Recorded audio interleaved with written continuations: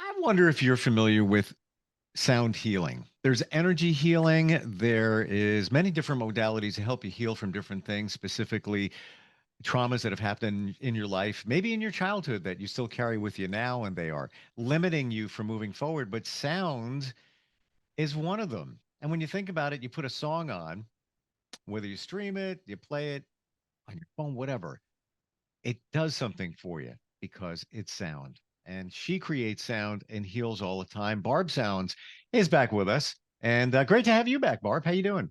Thanks, Steve. I'm well. How about you? I'm good. I'm good. And we're gonna change it up and have you play out of the gate here because normally we wait to the end, then we run out of time, then we have to rush it. Um, but what seems to be different this time around is you're going to play sending the energy to specific individuals in your mind. Am I right about that? Yeah, I mean, I don't have anybody in my studio now, but I want to like play the same gong. I want to play the Atlantis gong for you, and I'm going to do sort of three small pieces of playing that gong, and I'll hold up my fingers in between so you can tell. But in order, if I'm playing for somebody, like right now, I've been working on recording a sound bath for someone who has cancer, has a terminal diagnosis, and is suffering a lot of, physical discomfort and also Sorry to hear. emotional. And so, in order to do that for that person, because then I can just send them the audio and then they can listen to it whenever they want. It's a special thing that I do for people who are at end of life or who are, suffering a lot with some kind of ongoing disease or some terminal condition. And to do that, it's a little bit like doing long distance Reiki, because um, if I'm playing for you and you're in my studio here, you're probably going to hear rain in the background because it's pouring rain here. If I'm playing for Don't you hear in it my yet. okay, good. When I'm playing for you in my studio, that your energy is coming out of you in the same space as I'm in, and it can go like right to the gongs. I mean, it still will go through me, but as much I can sort of pull it and make that connection between you and the gongs. If I'm playing the gongs here and someone isn't here, so I'm doing long distance, then I have to connect with them somehow energetically, spiritually, like in the ethers, to do two things. I have to ask permission for them that I can play for them and that I can match my playing to their energy. Okay. Right.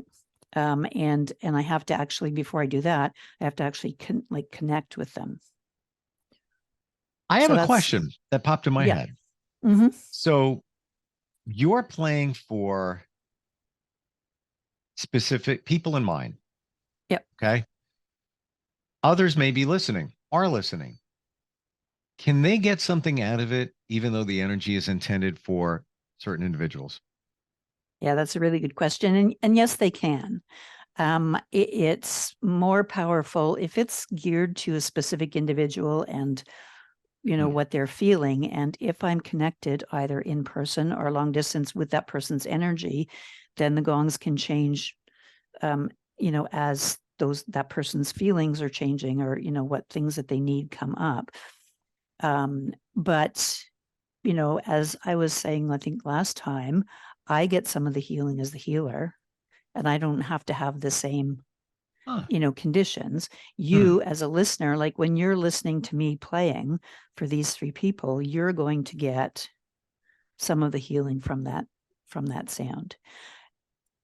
Would you say so? Let's say you are playing for certain individuals, um, and the energy is focused toward them. Let's say, and this is completely hypothetical, but let's say they are receiving 80% of what you're playing. They're getting it, they're open to it. Would it be safe to assume that others hearing it might only be getting like 30% of the benefits of the sound and the energy healing? Would it be, a difference? Or could I be sitting here and you're playing and I'm getting it all. Like, I don't know how that's possible, but I am. Is that even possible? You do get all of it because I think there are so many. I mean, this is my understanding of it, and a lot of this is a little on the sort of esoteric side, like the Hmm. way that I play in particular, because it's intuitive. So there's no scientific body of knowledge that says it works this way or that way. It's just Right, right. and all of us play, like I play completely different to every other Hmm. sound healer that I know of or gong player. But it's you get I mean we have so many commonalities, so if I'm playing for somebody who's near the end of life or who's in a lot of pain, there's always fear attached to those things. You may not have that specific fear. You may not Hmm. have that fear to the extent that the other person does, right? Okay.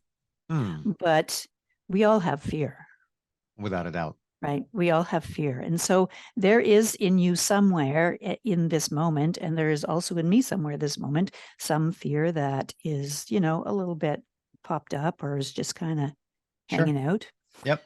in our energetic body. And so you will get healing from all kinds of like those things. It's been said that when energy is presented to heal people, like Reiki, Mhm. energy is put out there and it will go where it needs to go, Yeah. right? Is it safe to assume that when you're playing, picture a sidewalk, and in that sidewalk, you have some cracks in the sidewalk, and you're spraying water from a hose on the sidewalk? Think of that as the energy, the sound. It's going to go where it needs to go. So Yeah. let's say I need to heal from something or fears, whatever it might be. There's cracks in my shell, and Yeah. the sound is going to go in there because it needs to go in there. You Yeah. think that's again, we can't prove this, but does that sound pretty reasonable? That's a really nice metaphor, I think, because like if you're one square of the sidewalk and the person I'm playing for long distance, in a few minutes is the next square over on the sidewalk, then the sound is going to go across both squares Yep. of sidewalk, and it's going to go into the cracks, or it's going to flow to whatever section of that square of sidewalk, right? So it may run Hmm. over the edge of the curb on this one, and it may go back into the cracks, or it may go, Okay. and it may go over to the next one. It depends. And that's how it works. So it's not like the gongs are playing specific sounds that are to diminish pain, let's say, right? Hmm.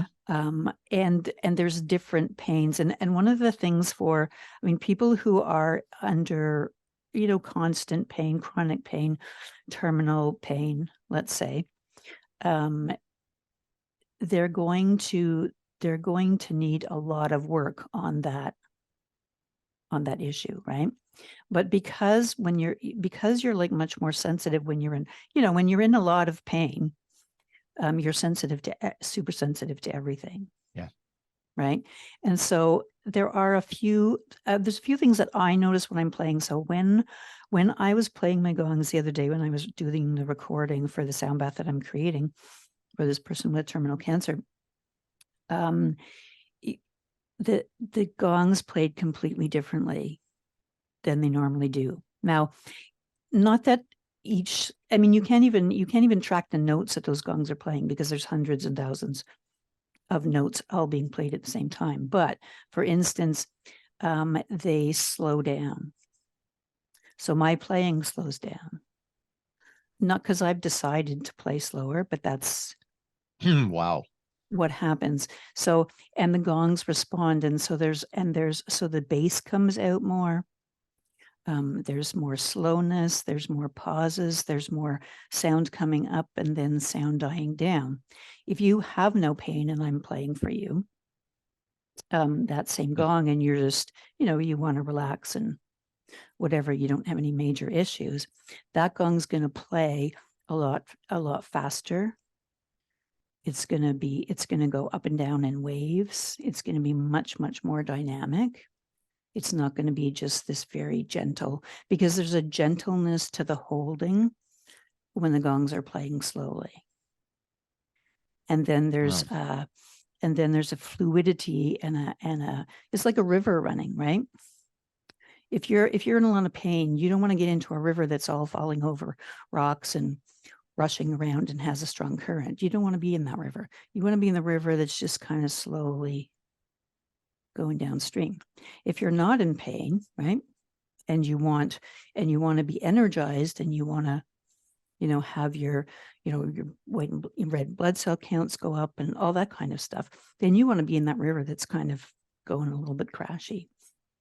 Hmm. Not to be scary or anything, but No, no, I totally get it. It's fascinating because I'm Mhm.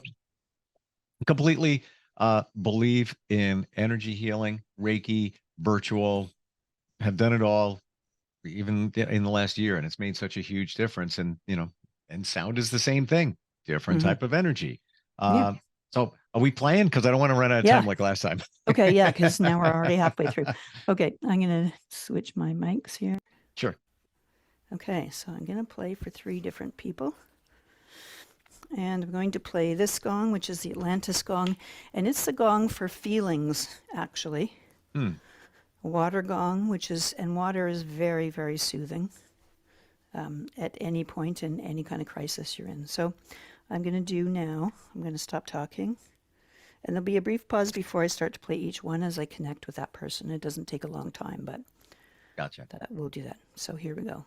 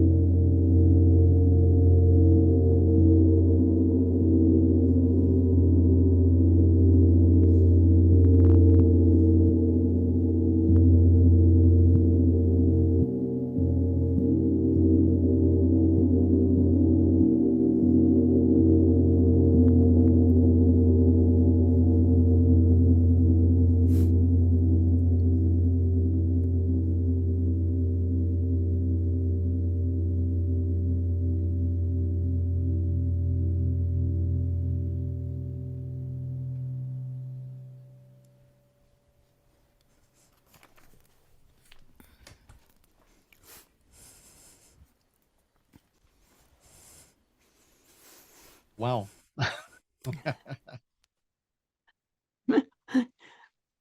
So I don't know why, but the second one resonated with me. I just was kind of feeling that. I don't know why. I don't know. Um, but as I'm watching you play, how do you know what to play, how to play? Like, how do you know to hit it again? I'm trying. I don't know. Yeah, it's it's very hard to describe. I am not knowing. Um, it's totally intuitive. So I'm not actually making any decision in my playing. Like I am not in my mind at all deciding, oh, I should slow down, or I should speed up, or oh, I should go louder, or I have no idea how loud the gong is going to play when I hit it with the mallet each time, right? So I'm not controlling volume. I'm not controlling where it goes on the gong. It's it's just Hmm. you have to, which is why you have to kind of set yourself aside, because you can't have your mind, you can't have your mind How do you being shut it off? in the How do way. you how do you disconnect? Practice. Yeah. When I used to do sound baths, in particular when I was doing um, public ones like for group people, um, I usually start with the Tibetan singing bowls. Um, and I had some that were like the ones that I play, and others were where you play them around. And I would play for maybe like 3-4 minutes at the beginning of the sound bath. I'd be playing those bowls. And for most of that 3 or 4 minutes on some days, my mind would just be nattering away at me. Like it'd be like, oh, the sound's not loud enough. They're not going to be able to hear it. Oh, this doesn't sound very good. Oh, this isn't going to relax You were them. overthinking it. Oh, well, I mean, my mind, because our minds like to be in control, and our minds like to, you know, tell the other parts of us like what to do. Hmm. The mind has to be kind of watching. And, when I was younger, when I was small, like when I was growing up, I had a lot of anxiety. So my mind is actually probably worse than a lot of most people's. So my mind would be continually telling me like that everything was, wrong. Right. This is not going to be good. And so I would have to actually just kind of, I mean, part of what helped me figure that out was I would just imagine my mind as a different part of myself, so we could have a conversation. And so when I would catch myself, and meditation helps you be more aware. I mean, I've done meditation for years. It makes you more aware of what your mind is saying, but my mind would be saying, oh, it's not loud enough. And I'd be like, oh yeah, it's fine. And then my mind would say, oh, this is not going to be relaxing people. I'd be like, well, yeah, it is. Let's just wait and see. Is it like you're talking to Hmm. like a small child that's Right. complaining about everything, Hmm. which is what my mind is. But You know what I'm thinking? You know what I'm thinking? And you know what? That really is. It's the child in you from your childhood yep. Mm. that is kind of dictated your subconscious. So really you are talking to yourself, your inner child, as they call it. But for you to shut your mind off, to me it almost is it's like if you're going to do a meditation, and those who have done it many times before, the Tibetan monks, they can just go into complete meditative state like that. And Yeah. I spoke to one once. I'm like, how long does it take you before I could even finish the sentence? 5 seconds, Yeah. sometimes less. So I Yeah. maybe it's the same thing with experience, with practice, that when you need to get into that zone where you're disconnecting your mind and you're just channeling the energy and it's going to the mallets, maybe it's similar to that. Hmm. Well, I think it is, and I think the other thing that happens is um, when I'm playing, intuitively, what I do, and my mind does this with me, but what I do is I follow the sound. Like I don't decide ahead of time I'm going to create this sound, and then it happens, and I'm like, oh, okay. But Mhm. I like boom, I do things with the mallets on the gong, and then as I'm doing that, I'm listening to the sound, and then I follow it. And, you know, Mhm. when I used to play with my eyes closed when I was first learning, that really helped me too, right? Because I Mm. couldn't see where on the gong I was hitting it. I couldn't see all those visual clues that my mind would use Yep. to like Yep. kind of tell me what was happening. And so and so you when you're following the sound, I've actually kind of trained my mind to follow the sound with me. So it's not like even I have to set my mind aside and say, oh, well, you go over in the corner, Right. and, you know, because you've been bad, so you go over in the corner and stay there while I'm doing this important stuff. But my mind is now, you know, it gets hooked into the sort of fascination of like just of following the sound. Well, you know, that makes perfect sense. If you're closing your eyes, it's one less sense and one less connection to this. Um, I always say we should have left more time because I was just like, I'm just getting into Are the we done zone now? there. Yeah, yeah, right. Wow. We Well, are. you see, you need to come to a 1 hour sound bath with me. You know what? Yeah, yeah. Somebody was asking me that the other day. I was talking to them about my podcast, and she said, have you done like a sound bath for your host?" I was like, no. Hmm. I'm trying to play like during the podcast. And she said, "Oh, why don't you do a sound bath for him?" So It's yeah, there's just something about it, Barb, where it just stops you in your tracks, and you could have the busiest day, and all of a sudden, like, "Hmm," which is a yeah, good thing. How yeah. do we find you if we want to book a session, learn more? Where are you? Okay. To book a session, like a private session, or to learn more, you can go to heal.me /Barb Sounds. And you can book individual sessions there. And it also tells you about the different kinds of sessions that I do. If you want to join a a public sound bath, like a group sound bath, which is cheaper, and some people like to just kind of do that to start with, go to barbsounds.eventbrite.ca. Gotcha. And you can buy the tickets there, and you can see all the dates that I play. Well, you know, the group sound bath, now that we're learning more here, is can be extremely beneficial Yeah. for people. It doesn't have to be directed at one person, as I learned today. Super cool. Yeah. And Well, sounded in the great, by end, the way. oh, thank you.